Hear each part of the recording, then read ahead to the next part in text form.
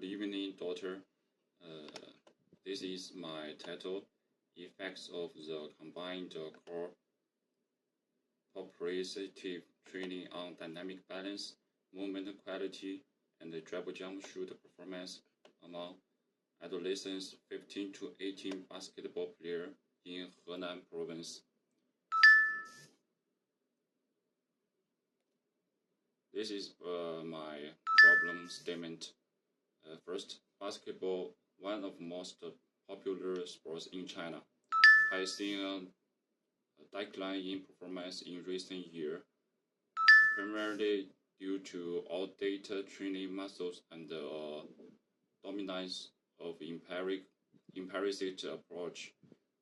Second, training methods often focus on single muscle and core exercise, neglecting the dynamic and complex nature of basketball. Single core training ignores the nervous system control over the trunk, resulting in many athletes possessing strong core strength but being unable to use it to stabilize their body and execute complex technique in actual gameplay. Third, dribble jump shoot is a complex technique involving dribbling, stopping, jumping vertically, and releasing in mid-air.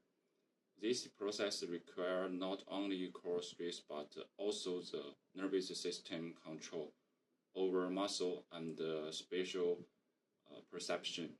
Finally, adolescents are in their peak development period, during which limb development and speed often outpace the development of neuromuscular control. Therefore, this study aimed to examine whether a combined core and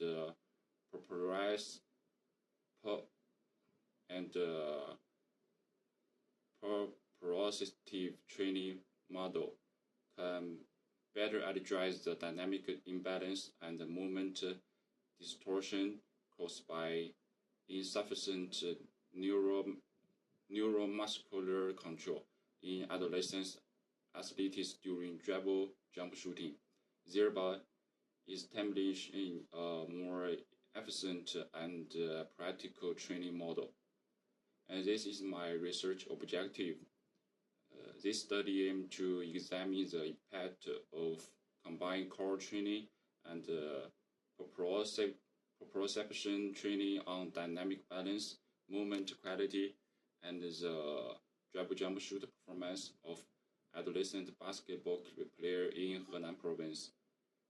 Specific research objectives to examine the difference in dynamic balance score before and after the test among the conventional training group, the core training group, and the combined core proprioception training group. And another is to examine the difference in movement quality score before the after test among the conventional training group, the core training group, and the combined core proprioception training group. And this is my research hypothesis. The general hypothesis of this study is whether dynamic balance and movement quality have specific and significant effects on the performance of post-dribble jump shoot in adolescent basketball players for Henan Province. Under the combined intervention of 12 weeks of core training and proprioceptive training, the non-hypothesis related to the first objective is number one is among adolescent male basketball players in Henan Province, there is no significant difference in dynamic balance between the regular training group, the core training group, and the core proprioceptive training group in the pre-test, first post-test, and second post-test, and the follow-up test.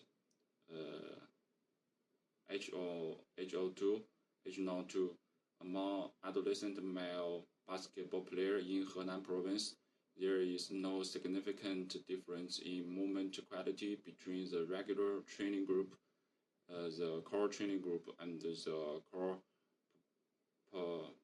proprioceptive training group in the pre-test, first post-test, second post-test, and follow-up test.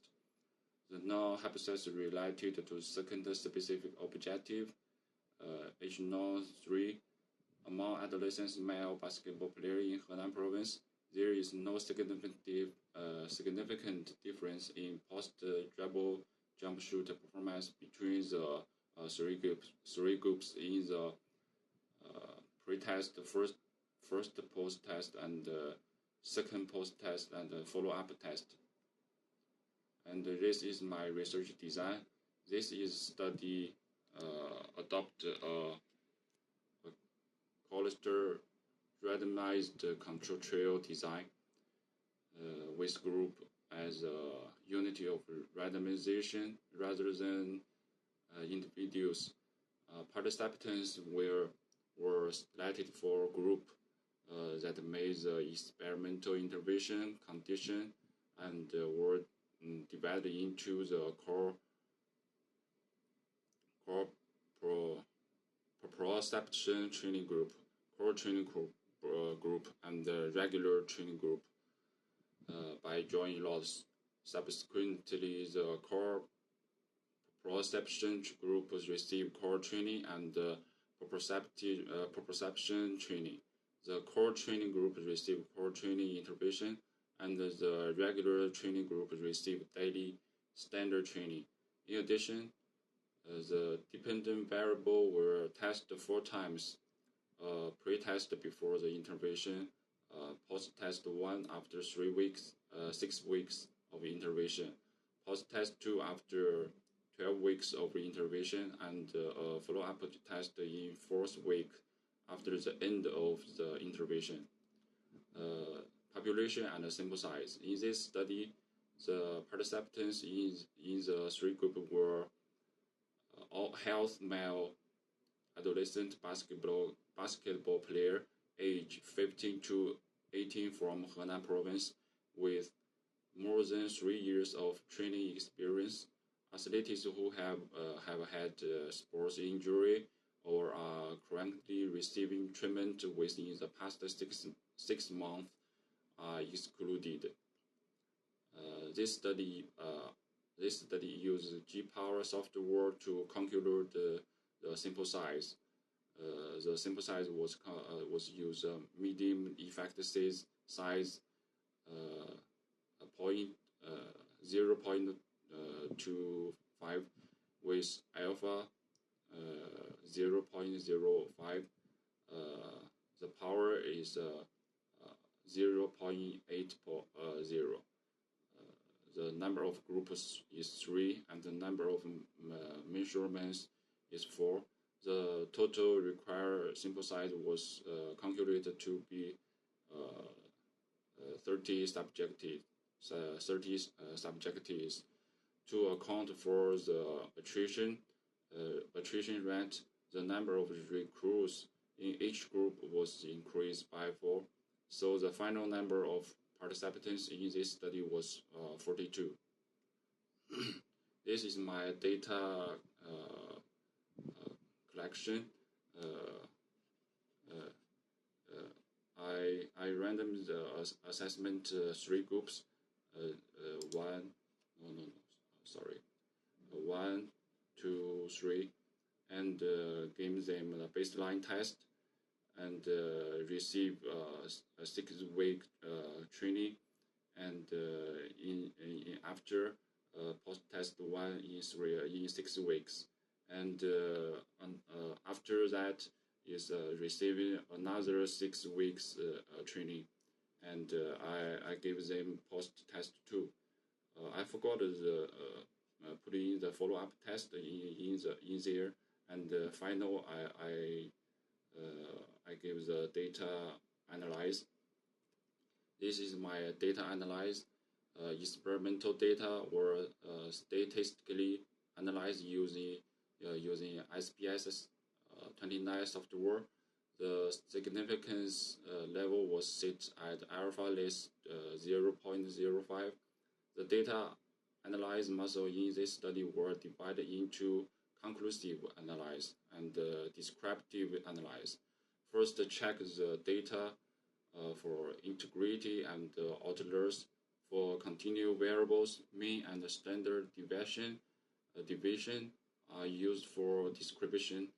For categorical variable, frequency and percentage are used for description. Before conducting the mine hypothesis test, I will verify the underlying assumptions of the statistical analysis of the variables, including multivariate normality, homogeneity of the variance, covariance matrix, and linearity. At the same time, I will examine the relationship between potential demographic variable and the dependent variable through correlation analysis. If a significant correlation is found with dependent variable, it will be included in the model as a covariate. The present study explored multivariate analysis of variance to examine the overall effect of the dependent variable on multiple dependent variables. If core variate were identified in the preceding analysis, multivariate analysis of core variance was conducted to examine group difference while controlling for potential confining variables. When the multivariate test results were significant, univariate analysis of variance and post-hoc multiple comparisons were further performed to identify the specific source of the observed difference. Okay, that's all. This is my presentation. Thank you, daughter.